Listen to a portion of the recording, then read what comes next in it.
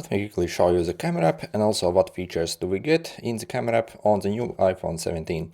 So first on this phone we get dual 48 megapixel cameras on the back, so the main camera and also ultra wide. So Apple claims this main camera can also do 2x telephoto quality photos. Well, that's probably true, but actually in their marketing claims that's actually a bit misleading, since again it's only like a digital zoom and not optical quality, but still the quality is very good. On the front we also get like extremely good selfie camera essentially this year as well.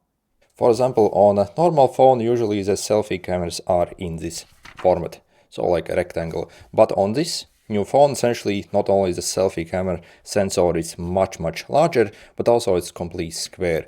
What that allows to do is basically in the app, basically when we, for example, turn on the selfie mode here, so you see I can click this button over here and basically like turn around my screen and record basically in this format while I'm still holding basically this phone like this. Also obviously this will give us much better stabilization as well, since the camera can actually crop in the sensor much more. Again, stabilization is easily the best I have seen on any phone when it comes to selfie camera. Also on this phone we get this camera control as well, so the same as we got on the past iPhone 16 as well. So you see, you can quickly tap, for example, to start recording video or stop. So on the photo mode, obviously it would act as a shutter button here. And also if you like swipe it, you can also set it for any custom action. So you see, for example, I have set it up to use as zoom. So by default, it only works to click take picture. We actually have to go in settings and basically set it up better. So you see, also if you like swipe down from it, also you can change, for example, these settings. But again, you can customize the order of them in the settings. I will show you that a bit later. So see, for example, also using camera control, you can change, for example, this thing here. Also okay.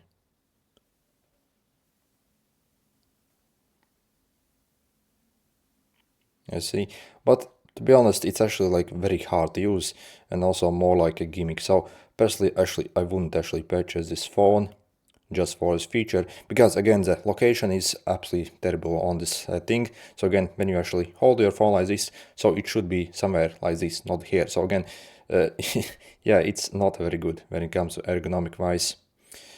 Also, you see, you can adjust the depth of field here as well. Also, to click and select these things, again, it takes absolute huge amount of time. It's much faster to simply like go in the phone settings and do it. Okay, so let's maybe explore the photo mode, and what options we have over here.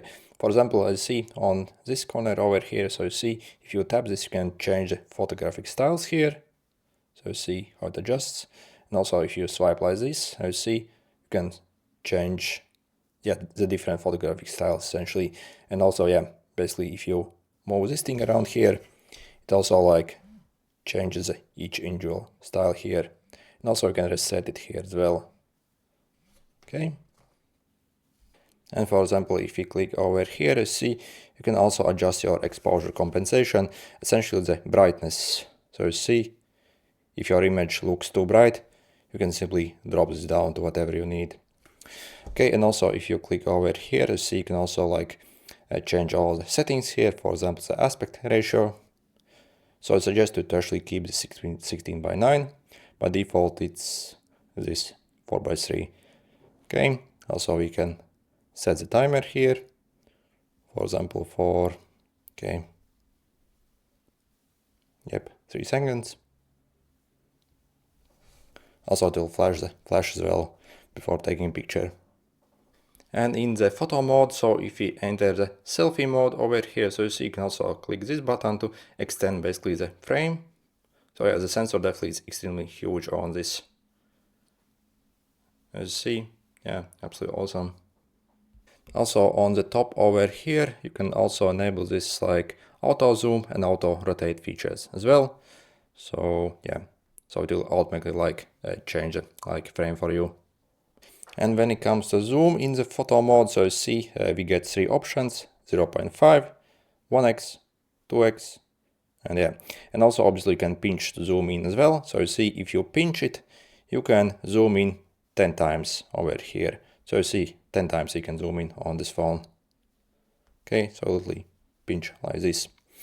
By the way, also, if you want to change more settings basically for the camera app, you actually have to do it through the settings app. So over here, again, it's still a bit ridiculous. Apple is doing it like this. So you see, if you enter the settings, this is what you can get.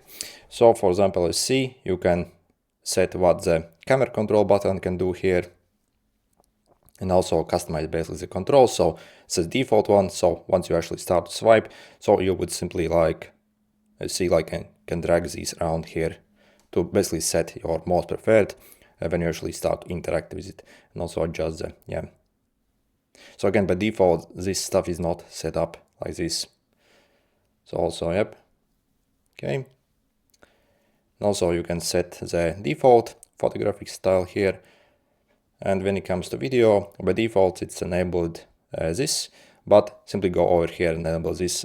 I really have no idea why it's only the full HD by default. So obviously it's way worse quality. So make sure to enable at least this 4K 60 frames per second. Obviously will give you a more smoother footage, but again, so for most people that is not needed really, and it takes also like crazy amount of crazy amount of more space. Also, you see, you can also enable or disable the stabilization over here. So by default, yeah, it's enabled, but if you actually want to get wider frame basically, so more in your frame, like you can also disable this, since obviously it's cropping in the sensor. So if you enable it, you see. Also make sure to disable this HDR video as well. In my opinion, completely ruins the image and makes it way too bright and blows out like highlights. So this is actually not a good feature. And also you can lock the white balance here as well if you need. So slow motion settings, cinematic settings. I'll simply show you everything. And we can also set the default size for the photos here. Also the resolution control here as well. Also this absolutely awesome feature here. So essentially, once you exit the camera app, it can actually preserve these settings. So for example, the latest used mode. So if you previously used, for example, video, but by default, it will actually reset to the photo mode. But so if you want to keep the video as default, so you can simply enable the camera mode here and it will keep that. And all the other things here. Also log the exposure as well. And also, yeah, these settings here. Okay. These composition grids, honestly, they're only mixed clutter, so I would leave them off. Whereas indicators. Okay, so, and this is what we get here. Okay, and let's go to the camera app. So also, if you basically want to switch between the different modes, so you see, you can now simply like swipe like this. So yeah, absolutely cool. So let's explore basically all the modes. So we have the time lapse here. So if we start it, so it essentially like creates like a longer video on the. When it comes to settings, we can only adjust exposure settings.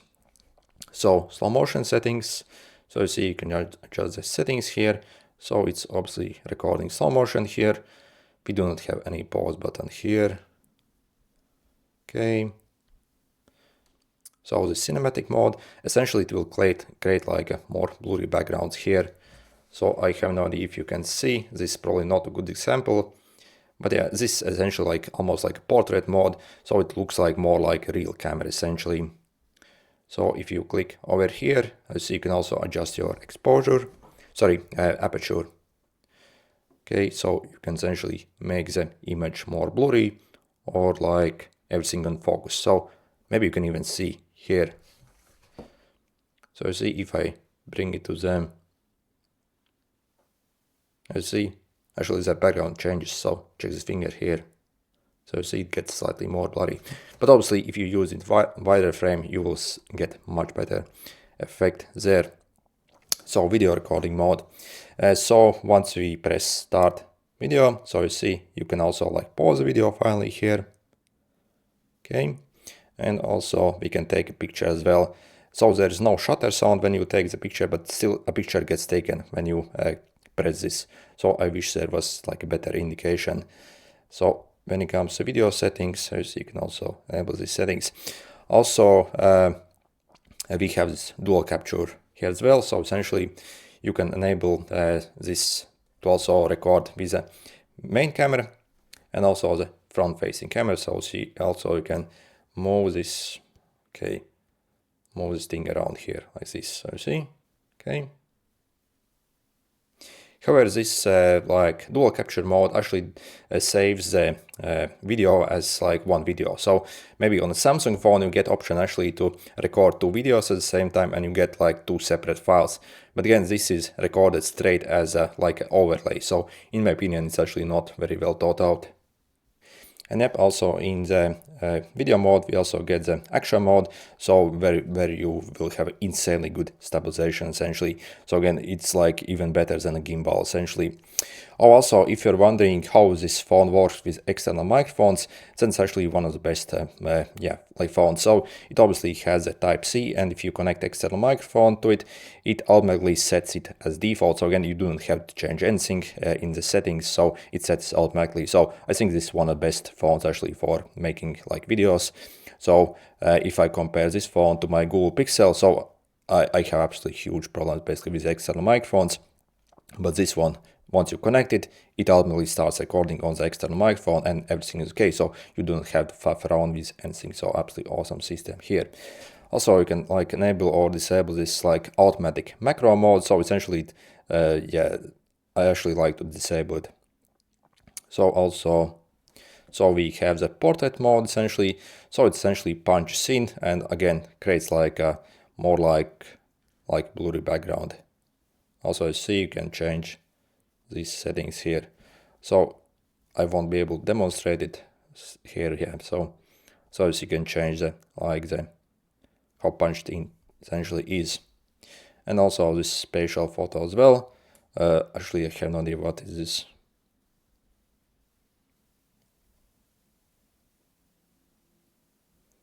Okay, what does it do?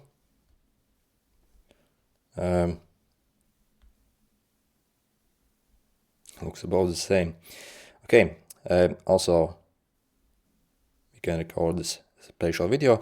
Maybe on that Apple Vision, basically the glasses that they had, maybe you can actually view this content.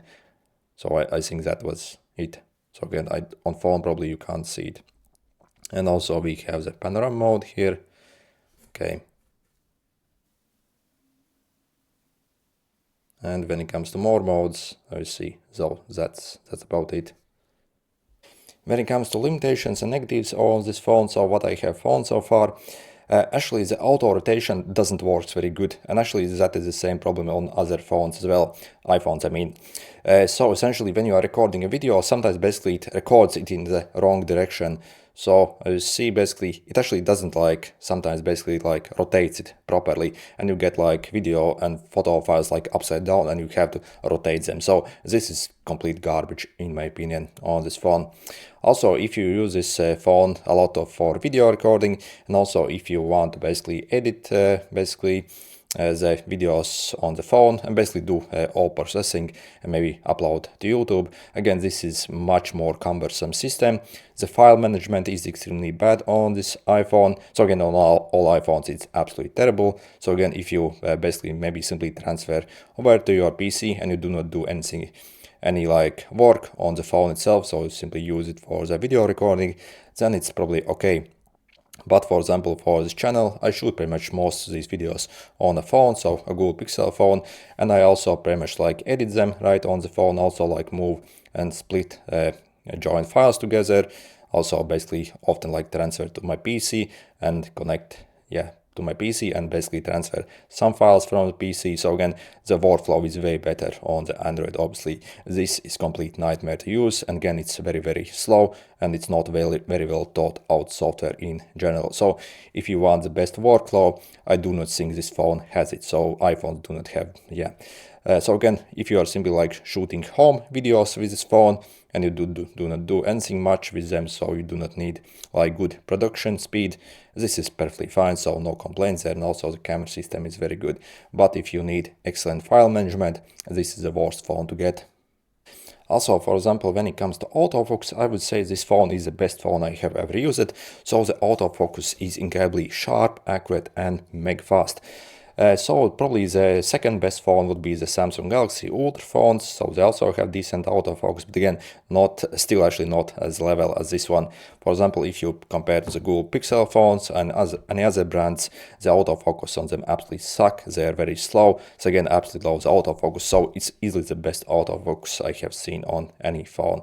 So also exposure is very good on this, audio management is very good. So again, for like video recording, and if you like need like decent quality videos, so I mean excellent videos. So again, this is probably one of the best phones out there. If they could sort out the file management and basically make the workflow better on this phone, so you can actually do like real work basically on this phone, then it would be absolutely like 10 out of 10. But unfortunately, I'm actually not switching to this phone. I'm keeping my Google Pixel phone as the workflow and speed and the production speed what you can achieve from that phone is much faster and much easier. So again, the file management and also the inbuilt apps in this phone also are fairly limited. For example, iPhone doesn't have any like decent video editor. I would say that's actually like fairly advanced and actually works okay. On Android you can still actually get fairly decent apps. So on iPhone the best I have found this is this VN editor essentially. So it's probably actually decent enough. So if I had to use this phone, I would use these other video editors. Again, do not have like basic functions, so this is actually fairly fast to use. And again, so it's almost like for free as well. So there is one like overlay, but you can remove it. So this actually for like video editing on this phone probably is the best. But again, the file management, in my opinion, absolutely sucks on this phone. So for me, at least, it's completely unusable. Anyway, good luck.